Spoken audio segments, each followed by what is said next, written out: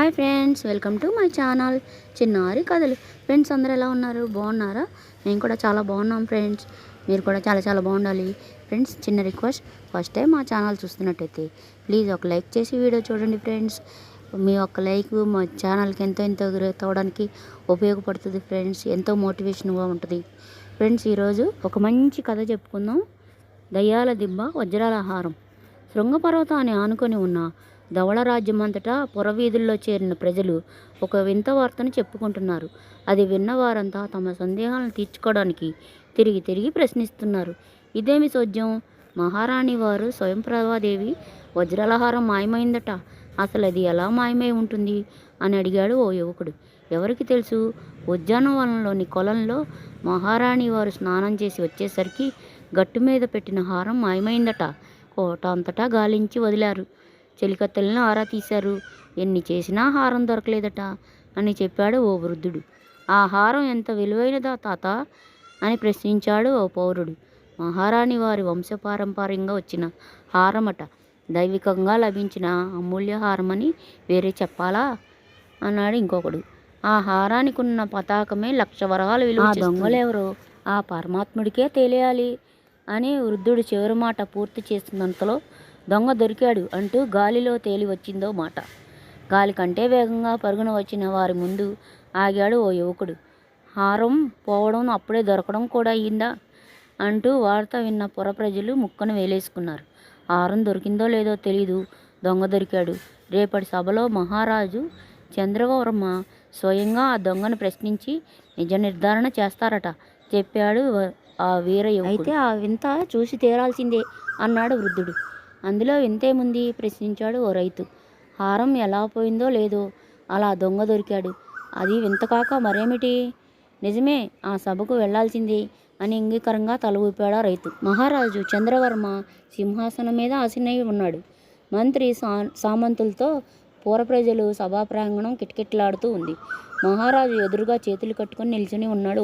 నవయవనంతో మిస్మిస్లాడుతూ వసంతుడి తమ్ముడా అన్నట్టు ఉన్న అతన్ని చూసి ప్రజలు కళ్ళింత చేసుకొని చూశారు. చూస్తే వీరుల్లా ఉన్నాడు. దొంగ అనే భావం లేస్యమైనా కలవడం లేదు.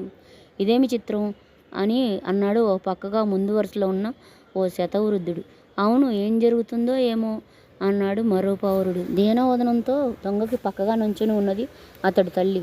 ఆ యువకుడు మాత్రం నిర్భయంగా నుంచున్నాడు.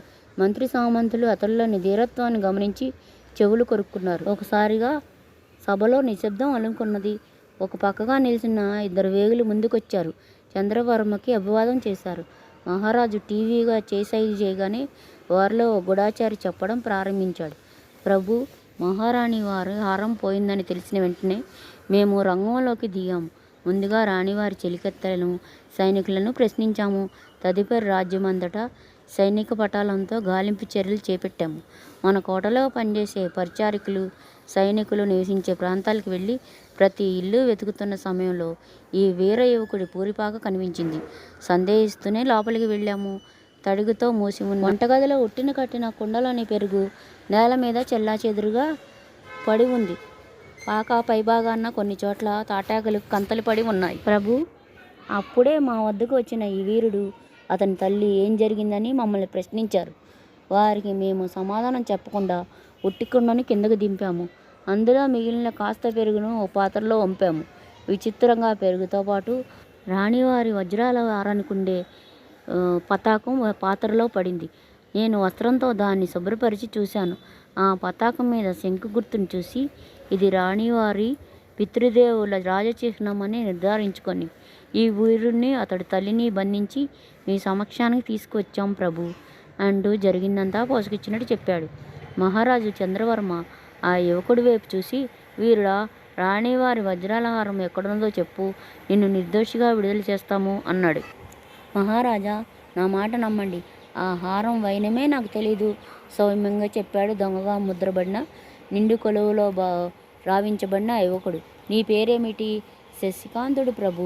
పేరుకు తగ్గ అందం ఉన్నది, కానీ ఏం ప్రయోజనం? దొంగతనం నేరం మీద మా ముందు నిలిచావు అన్నాడు చంద్రవర్మ ఆశ్చర్యంగా చూస్తూ. మౌనంగా చూస్తున్న శశికాంతుడు సమాధానం చెప్పలేదు. ఏం జరుగుతుందోనని విచారణ విధానాన్ని ఆతృతగా చూస్తున్నారు అక్కడ చేరిన ప్రజలు. ఉట్టిలోని గుట్టు బట్టబయలైన తర్వాత కూడా నువ్వు మౌనం వహించడంలో అర్థం లేదు అని చెప్పారు. శశికాంతుడి సౌమ్యతను వీడలేదు. మహారాజా, ఆ హారం ఎలా ఉంటుందో కూడా నాకు తెలీదు. ఆ పతాకాన్ని మీ వేగుల సమక్షంలో చూడడం ఇదే మొదటిసారి. నీ మాటలు ఎలా నమ్మమంటావు? హారంలోని పతాకం నీ ఇంటనే దొరికింది కదా. అలాంటప్పుడు నిన్ను అనుమానించకుండా ఎలా ఉండమంటావు? నువ్వు కోటలోకి జొరబడి హారాన్ని దొంగిలించి ఉంటావని నేను అనుకోవడం లేదు. మా పరివారాల్లో భటులో ఎవరో దాన్ని తెచ్చి నీకు ఇచ్చి ఉంటారు. యథార్థాన్ని దాచకుండా చెప్పి హారాన్ని మాకు అప్పగిస్తే నిన్ను, నీకు సహకరించే వారిని శిక్షించకుండా విడిచిపెడతాము. అది మా వంశప్రతిష్టకే సంబంధించిన విషయం. ఈ హారం మహారాణి వారికి ఎంతో ప్రియమైనది. ఓ గడియ సమయం ఇస్తున్నాను. బాగా యోచించి జవాబు చెప్పు. కాస్త కఠినంగానే చెప్పాడు మహారాజు. ఫ్రెండ్స్, కథ నచ్చిందా? మొదటి భాగం. రేపు రెండో భాగం చెప్పుకుందాం ఫ్రెండ్స్. మా కథగా మీకు నచ్చినట్టయితే ఒక కామెంట్ చేయండి ఫ్రెండ్స్. బాగుందా బాగాలేదా, ఎలా ఉంది, ఒక హార్ట్ సింబల్ ఏదో ఒక సింబల్ ఒక కామెంట్ చేయండి ఫ్రెండ్స్. లైక్ చేయండి, షేర్ చేయండి, సబ్స్క్రైబ్ చేయండి. సబ్స్క్రైబ్ చేసి నాకు పక్కనే ఉన్న బెల్ గంట నొక్కండి. మా నోటిఫికేషన్స్